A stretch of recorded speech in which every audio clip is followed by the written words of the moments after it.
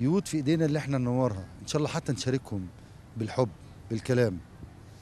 في مجموعه هم 3 أو 4 من رجال الشرطه اتخطفوا في سينا ايام الثوره. اهالي الضباط راحوا لهنا وهنا وهنا، مفيش. احنا في اول يوم في رمضان، والده النقيب شريف في المنصوره بيتهم مظلم، وزوجته وابنائه الدمع على خدهم.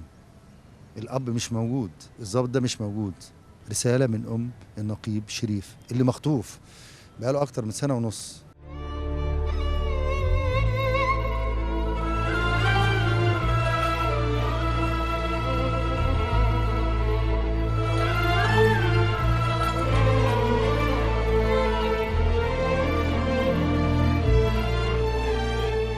أنا دلوقتي بقالي سنة هو و6 شهور من 4/2 ما شفتوش، مش مصدقة لرمضان ده يجي وشريف يكون مش موجود. طب بدعي كده كل المشاهدين معانا وانتوا عملتوا الكفايه، بس انا برضو المسؤولين. ما احنا يعني هم عددهم كام؟ 4. 4 هم كانوا 3 ضباط وأمين شرطة، كانوا رايحين أيام الثورة على رفح بين إسرائيل وسينا. قضاء ربنا يعني انه تصادف الوقت ده ان هو هناك. هم جايين بالليل الساعة 11 قاموا ناس خطفوهم وكده. أنا سألنا عليهم الساعة 11 وربع كده طلبته، قال لي أنا رايح أنام. 11:30 كلمت أخوه قلت له اللي أخوك حصل له حاجة، قال لي لا يا ماما. عرفت ازاي؟ حسيتي؟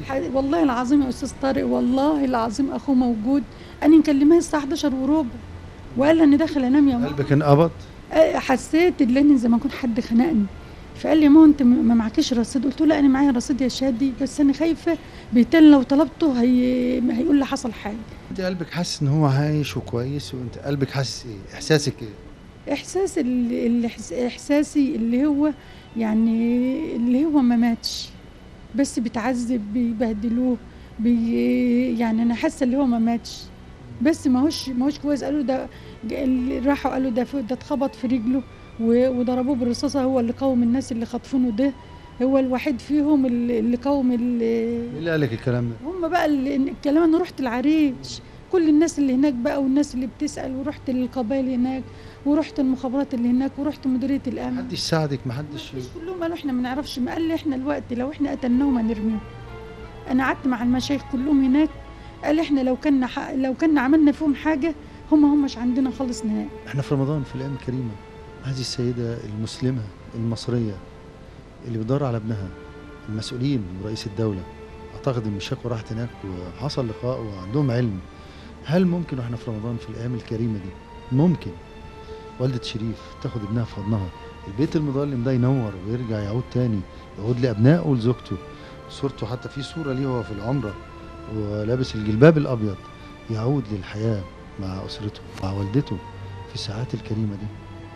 ده النداء، ده الرجاء، ده الدعاء اللي بتدعو معانا ان دموع الام دي تبقى ابتسامه، ان البيت يرجع ينور. دول ولاد مصر، دول ولادنا زيهم زي ناس كتير قوي.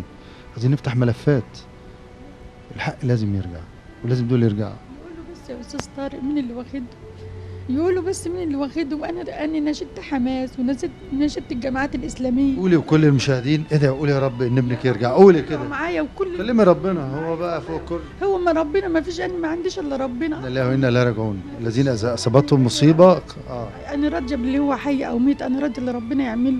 بس اعرف يا استاذ طارق وادعي كل ام ابنها غايب، مش انا ادعي معاهم وهم يدعوا معايا اللي ربنا يرجع كل غايب لامه، وربنا يصبر كل ام، وربنا يا رب بحق النبي اللي هو يعني يرجع. ما حدش يستنظر اطفال بيجي يسالوا بابايا فين يا تيتا.